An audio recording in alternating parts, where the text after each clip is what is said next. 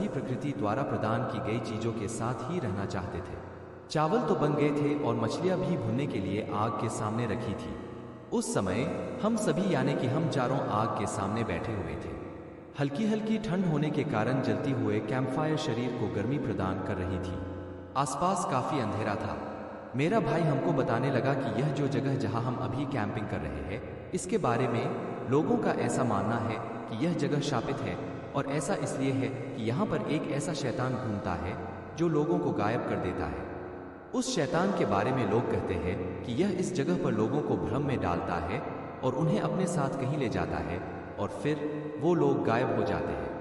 यह सुनकर मेरे भाई के दोनों दोस्त हंसने लगे और उनके साथ मेरा भाई भी हंसने लगा, पर मैं चुप था। इसलिए नहीं कि मैं डर गया था, बल्कि मैं थोड़ा थका हुआ था। पर मैंने एक बात गौर की कि जब से हम यहाँ आए हैं, मुझे किसी न किसी के इस जगह पर होने की आशंका हो रही है। मतलब कि हम यहाँ 4 लोग हैं, पर मुझे ऐसा लग रहा है जैसे हमारे अलावा भी यहाँ पर कोई है। खैर, हम सब ने खाना खाया और हम सभी अपने अपने टेंट में सोने के लिए चले गए। रात के समय कुछ 2 बजे के आसपास मुझे टॉयलेट जाना था, तो मैंने टेंट की चैन खोली और मैं टेंट के बाहर आ गया। हमने जो कैंपफायर जलाई थी वो अब बुझ चुकी थी। मेरे पास टॉर्च थी जिसे मैंने चालू किया और मैं पास में जाके टॉयलेट करने लगा। मैं जिस जगह पर टॉयलेट कर रहा था वो जगह उस तालाब या छोटी नदी से कुछ ही दूर थी। जब मैं टॉयलेट कर रहा था तो मैंने उस तालाब में हलचल को सुना। जैसे ही वो आवाज मुझे आई थी, मैं उस ओर टॉर्च करके देखने लगा कि आखिर यह आवाज कौन कर रहा है। मैंने देखा कि पानी में कोई तो था जो डूब रहा था और बार बार अपने हाथ पानी के अंदर बाहर कर रहा था।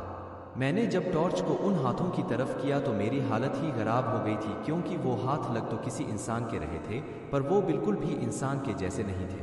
वो हाथ आधे जानवर और आधे इंसान की तरह लग रहे थे। मैं यह देखकर दंग रह गया था। कुछ ही समय में पानी से आवाजें आना बंद हो गई थी। मैं वही खड़ा होकर सब देख रहा था। मेरी टांगें एक जगह पर जम गई थी। मैं हिल नहीं पा रहा था। मेरी टॉर्च अभी भी उसी जगह पर थी जहां वो आदमी या जानवर डूब रहा था। मैंने देखा कि एक हिरन के जैसे दिखने वाला सर उस तालाब से बाहर निकल रहा था। धीरे धीरे वो बाहर आ रहा था और वो काफी लंबा था। उसके शरीर पर कोई बाल नहीं था और वो बिल्कुल ऐसा लग रहा था जैसे आधा इंसान और आधा हिरन हो। वो धीरे धीरे मेरी ओर आने लगा। उसका शरीर काफी लंबा और चौड़ा था और वो काफी भयानक था। उसे देखकर मेरी चीख निकल गई और कुछ ही समय में मेरा भाई और उसके सभी दोस्त भागकर मेरे पास आए। मैं उस जगह पर किसी पुतले की तरह खड़ा था और मेरा शरीर बिल्कुल ऐसा हो गया था जैसे कि काटो तो खून नहीं। वो सभी मेरे सामने आकर बोलने लगे कि क्या हुआ, क्या हुआ। मेरे गले से आवाज तक नहीं निकल रही थी। जैसे तैसे करके मैंने हिम्मत जुटाई और मैं बोला कि वो देखो। वो तीनों पानी में देखने लगे। हमने देखा कि पानी में हलचल थी, पर वहां कोई भी नहीं था। सबने मुझसे कहा कि कुछ भी तो नहीं है वहां।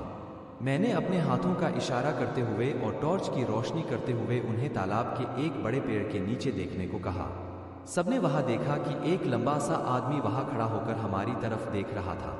उसे देखकर सबकी हालत खराब हो गई थी, क्योंकि किसी ने भी आज तक वैसा कुछ नहीं देखा था। वो थोड़ी देर बाद वहां से अचानक से कहीं गायब हो गया था। बस हमने पलक ही झपकाई थी और वो गायब हो गया। हमने तुरंत कैंप की ओर भागे और हमने वहां पर बड़े बड़े पैरों के निशान देखे, जो किसी इंसान के तो बिल्कुल भी नहीं थे। वो पैर काफी बड़े और 3 नाखूनों वाले थे। मतलब कि वो हमारे कैंप वाली जगह पर भी आया था। हम सब यह देखकर वहां से तुरंत भागने लगे। हमने जल्दी जल्दी में सारा सामान उस जगह से उठाया और उसे मेरे भाई की गाड़ी में भरा और हम वहां से भाग निकले। हमें नहीं पता था कि वो जीव क्या था और वहां पर क्या कर रहा था। जब मैंने गाड़ी से पीछे मुड़कर देखा तो मैंने कि एक आदमी जिसकी ऊंचाई तकरीबन मेरे जितनी थी, उसके हाथ में एक टॉर्च थी और वो उसे चालू बंद कर रहा था। यह बात किसी ने भी किसी को नहीं बताई, क्योंकि हमें ही इस बात का पता नहीं था कि हमारे साथ आखिर हुआ क्या था। वो पक्के से एक स्किमवॉकर ही था, क्योंकि उसने किसी इंसान का रूप लिया था और वो रूप हम चारों में से ही किसी का था। अगर मैं उस दिन अकेला होता तो शायद जरूर मैं मारा जाता।